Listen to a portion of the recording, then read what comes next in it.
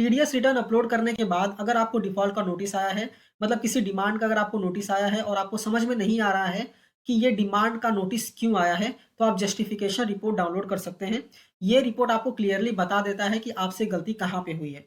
जैसे ही आपको गलती पता चल जाती है, आप ऑनलाइन करेक्शन भी कर सकते हैं या फिर टीडीएस का रिटर्न रिवाइज़ कर सकते हैं। अभी सवाल ये आता है कि जस्टिफिकेशन रिपोर्ट हमें मिलता कहाँ से है? तो ये आपको ट्रेसेस की वेबसाइट से ही मिल जाता है। इस वीडियो में हम डिस्कस करने वाले हैं कि जस्टिफिकेशन रिपोर्ट का रिक्वेस्ट हमें कैसे सबमिट करना है और रिपोर्ट को कैसे डाउनलोड करना है और कैसे व्यू करना है। ठीक है, तो आइए वीडियो को स्टार्ट करते हैं। आपको ट्रेसेस की वेबसाइट पे आ जाना है टीडीएस सीपीसी के। यहाँ पे आने के बाद आपको लॉगिन कर लेना है, लॉगिन पे क्लिक करके। ठीक है, user ID, password, tag number डालना है, कैप्चा डाल के फिल करके लॉगिन कर लेना है। ठीक है, जैसे ही लॉगिन करेंगे आपको डिफॉल्ट्स में जाना है। यहाँ पे आपको दिखेगा रिक्वेस्ट फॉर जस्टिफिकेशन रिपोर्ट, इस पे आपको क्लिक कर देना है। जैसे ही क्लिक करेंगे आपको फाइनेंशियल चूज करना है, क्वार्टर चूज करना है, फॉर्म टाइप चूज करना है। अब ये कहाँ से चूज करेंगे, तो आपको नोटिस में दिखा रहेगा ना कि कौन से ईयर के लिए आया है, कौन से क्वार्टर के लिए आया है, मतलब जो नोटिस आया है, और कौन से फॉर्म टाइप के लिए आया है, वो यहाँ पे चूज करना है, गो पे क्लिक करना है। जैसे ही गो पे क्लिक करेंगे यहाँ पे form type financial year quarter आ जाएगा। ठीक है, जो फॉर्म टाइप यहाँ पे दिया गया है ना, जिस ईयर का और क्वार्टर का, उसका जो ओरिजिनल रिटर्न आपने अपलोड किया था उसका एक्नॉलेजमेंट नंबर आपको यहाँ पे डालना है, जिसे हम PRN नंबर बोलते हैं। ठीक है, इसके बाद स्क्रॉल करके नीचे जाएंगे तो यहाँ पे आएगा चालान का डिटेल डालना, और उस चालान में जो डिडक्टिव्स थे उसके डिटेल डालना है। ठीक है, अभी सवाल ये आता है कि उस फॉर्म में एक से ज़्यादा चालान थे, तो कौन से चालान की डिटेल यहाँ पे डालें। तो जिस चालान में सबसे ज़्यादा डिडक्टिव है पहले तो वो ट्राई कीजिए। ठीक है, जैसे मान लीजिए 3 से ज़्यादा डिडक्टिव किसी चालान में है तो वो ट्राई कीजिए। अगर मान लीजिए नहीं होता है और आपके पास 3 से कम ही डिडक्टिव है, मान लो 2 ही डिडक्टिव है, तो वो चालान का डिटेल डालिए और 2 डिडक्टिव का डालिए। मान लीजिए कि आपके पास नहीं है, सिर्फ एक ही चालान है और उसमें एक ही डिडक्टिव है, तो वो भी आप डाल सकते हैं। कभी कभी ऐसा होता है कि सिर्फ आपने एक चालान ही डाला हुआ है, डिडक्टिव नहीं डाला हुआ है, तो आप डिडक्टिव का रो को ब्लैंक छोड़ सकते हैं। ठीक है, उसके बाद प्रोसीड पे क्लिक करना है। ठीक है, आई होप आपको क्लियरली समझ में आ गया होगा।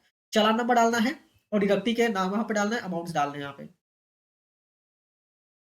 जैसे एग्जांपल के लिए मैंने यहाँ पे BSR कोड डाल दिया, डेट ऑफ चालान डाल दिया यहाँ पे, फिर चालान का सीरियल नंबर और अमाउंट डाल दिया। इसके बाद इस चालान में जो डिडक्टिव्स थे उनके पैन नंबर डाल दिए यहाँ पे, और उसके बाद उनका अमाउंट यहाँ पे डाल दिया, कितना टीडीएस डिडक्ट हुआ था। ठीक है, इसके बाद हम करेंगे प्रोसीड। जैसे ही प्रोसीड पे क्लिक करेंगे यहाँ पे आता है प्रोसीड विद ट्रांजेक्शन, इस पे क्लिक करना है। ठीक है, जैसे ही क्लिक करेंगे यहाँ पे आ जाएगा कि आपका रिपोर्ट का रिक्वेस्ट जो है वो सबमिट हो गया है, रिक्वेस्ट नंबर ये रहा। ठीक है, अभी ये देखेंगे यहाँ पे तो डाउनलोड सेक्शन में हमको दिखेगा, डाउनलोड सेक्शन में जाना है हमें, और यहाँ पे आता है रिक्वेस्टेड डाउनलोड, इस पे क्लिक करना है। जैसे ही क्लिक करेंगे तो यहाँ पे देखिए जस्टिफिकेशन रिपोर्ट हमने सबमिट किया हुआ है। ठीक है, तो ये अभी अवेलेबल कब होगा, अभी सवाल ये आता है। तो कभी कभी सेम डे में भी अवेलेबल हो जाता है। फॉर एग्जांपल आपने मॉर्निंग में रिक्वेस्ट डाला तो आफ्टरनून या फिर इवनिंग तक बेसिकली यहाँ पे अवेलेबल हो जाता है। बट अगर नहीं हुआ तो नेक्स्ट डे तो पक्का अवेलेबल हो जाता है। ठीक है, तो आपको नेक्स्ट डे आके एक बार चेक कर लेना है, फिर वापस डाउनलोड वाले सेक्शन में जाके आप रिक्वेस्टेड डाउनलोड पे क्लिक करेंगे ना, तो यहाँ पे बेसिकली अगर अवेलेबल हो गया रहेगा तो अवेलेबल दिखेगा। ठीक है, आपको जस्टिफिकेशन रिपोर्ट इस पे क्लिक करना है। ठीक है, जो अवेलेबल है ना यहाँ पे क्लिक करना है, क्लिक करके HTTP डाउनलोड पे क्लिक करना है। ठीक है, मैं क्लिक कर देता हूँ। जैसे इस पे क्लिक करके HTTP डाउनलोड पे क्लिक किया मैंने, ये देखिए डाउनलोड हो गया। ठीक है, अभी ये डाउनलोड हो गया तो इसका मतलब ये नहीं कि ये खुल जाएगा। अब इसको ओपन करने के लिए ना हमको क्या करना पड़ेगा, बेसिकली डाउनलोड में वापस जाना पड़ेगा। ठीक है, वापस रिक्वेस्टेड डाउनलोड पे क्लिक करेंगे। क्लिक करने के बाद यहाँ पे बेसिकली हमें यूटिलिटी डाउनलोड करनी पड़ेगी। ठीक है, ये यूटिलिटी ही जो हमने अभी डाउनलोड किया था ना उसको ओपन करेगा। ठीक है, तो हम क्लिक हियर पे क्लिक करेंगे। क्लिक करने के बाद यहाँ पे कैप्चा फिल करने के लिए आता है, फिल कीजिए, सबमिट कीजिए। सबमिट करने के बाद यहाँ पे आता है traces justification report generation utility, इसको आपको डाउनलोड करना है। ठीक है, क्योंकि ये जो यूटिलिटी है ना यही आपको जनरेट करके देगी, तो इस पर हम क्लिक करेंगे और इसको भी डाउनलोड कर लेंगे। ठीक है, ये देखिए हमने यूटिलिटी भी डाउनलोड कर लिया और यहाँ पे हमने रिक्वेस्ट जो सबमिट किया था वो भी डाउनलोड कर लिया। ठीक है, तो हम क्या करते हैं, पहले यूटिलिटी को राइट क्लिक करते हैं, एक्सट्रैक्ट हियर पर क्लिक कर देते हैं। जैसे क्लिक करेंगे यहाँ पे एक एक्सेल टाइप ओपन हो जाएगा, इसको ना डबल क्लिक करके ओपन कर लेना है। ओपन करेंगे तो इनेबल एडिटिंग का ऑप्शन आएगा, उसको इनेबल कर देना है, और अगर इनेबल कंटेंट का भी ऑप्शन आता है तो उसको भी इनेबल कर देना है। ठीक है, इनेबल कर दिया आपने। अभी यहाँ पे ब्राउज करके हमें सेलेक्ट करना है। सेलेक्ट करने के लिए अगर आप यहाँ पे देखेंगे ना, यहाँ पे बोल रहा है कि आपको टेक्स्ट फाइल सेलेक्ट करनी है, बट हमारे पास तो जिप फाइल है। ठीक है, हमने जो डाउनलोड किया था वो जिप फाइल डाउनलोड हुई थी, तो यहाँ पे टेक्स्ट फाइल करना है। तो हम क्या करेंगे, वापस से फोल्डर में जाएंगे। देखिए मेरे पास जिप फाइल है तो मैं इसको तो अटैच नहीं कर सकता, तो मैं क्या करूँगा, इस पर राइट क्लिक करूँगा, इसको एक्सट्रैक्ट हियर पे क्लिक करूँगा। ठीक है, अभी एक्सट्रैक्ट हियर पे जैसे ही क्लिक करेंगे यहाँ पे पासवर्ड मांगेगा, तो आपको पासवर्ड डालना है। क्या पासवर्ड का फॉर्मेट क्या रहेगा, तो पहले JR लिखना है, अंडरस्कोर डालना है, इसके बाद आपका टैन नंबर डालना है, पूरा टैन नंबर। ठीक है, अंडरस्कोर डालना है, जो कौन सा क्यू है, मतलब 24 क्यू है, 26 क्यू है, वो आपको यहाँ पे डालना है, वापस अंडरस्कोर करना है, उसके बाद कौन सा क्वार्टर है वो क्वार्टर डालना है, मेरे केस में क्वार्टर 2 है तो मैंने क्वार्टर 2 डाला हुआ है, अंडरस्कोर करना है, उसके बाद कौन सा ईयर है वो ईयर आपको यहाँ पे डालना है, ठीक है। इसी फॉर्मेट में पासवर्ड आपको डालना है, ठीक है। इसके बाद आपको ओके करना है, जैसे ही आप ओके करेंगे एक टेक्स्ट फाइल ओपन हो जाएगी यहाँ पे, मतलब टेक्स्ट फाइल यहाँ पे एक्सट्रैक्ट हो जाएगी, ठीक है। इसके बाद आपको वापस एक्सेल में जाना है, ठीक है। एक्सेल में जाने के बाद ब्राउज पे क्लिक करेंगे, क्लिक करने के बाद जहाँ पे हमने सेव किया था ना वहाँ पे जैसे फोल्डर सेलेक्ट करेंगे तो यहाँ पे हमें टेक्स्ट फाइल दिख जाएगी, तो टेक्स्ट फाइल हमको सेलेक्ट करना है और ओपन करना है। जैसे ही ओपन पे क्लिक करेंगे, यहाँ पे ओपन पे क्लिक करेंगे तो यहाँ पे देखिए अटैच हो गया है। अब हम सीधा जनरेट रिपोर्ट पे क्लिक करना है। जैसे क्लिक करेंगे थोड़ा सा वक्त लेगा ये, ठीक है, हो सकता है 1 मिनट ले, ठीक है, एक्सपोर्ट होने में।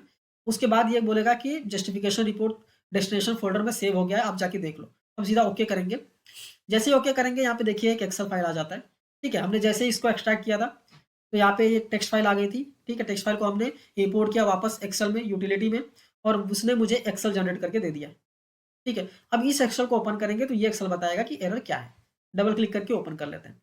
जैसे ही ओपन करेंगे डिफ़ॉल्ट समरी में जाना है आपको, और यहाँ पे समरी में जब आएँगे तो पता चलेगा शॉर्ट पेमेंट है या फिर शॉर्ट डिडक्शन है, क्या है वो चीज़ें आपको पता चल जाएँगी।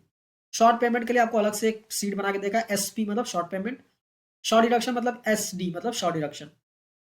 अभी शॉर्ट पेमेंट का भी रीज़न आपको देगा, फॉर एग्ज़ाम्पल 3273 है ना यहाँ पे, आप जाएँगे जब शॉर्ट पेमेंट में, तो यहाँ पे बताएगा कि आपका चालान का अमाउंट कितना था, बीएसआर कोड कितना है, कब डिपॉज़िट किया था, चालान का सीरियल नंबर क्या था, ठीक है। और आपने इस चालान में मतलब क्वार्टर 2 में इस चालान में कितना अमाउंट यूटिलाइज़ किया, ठीक है।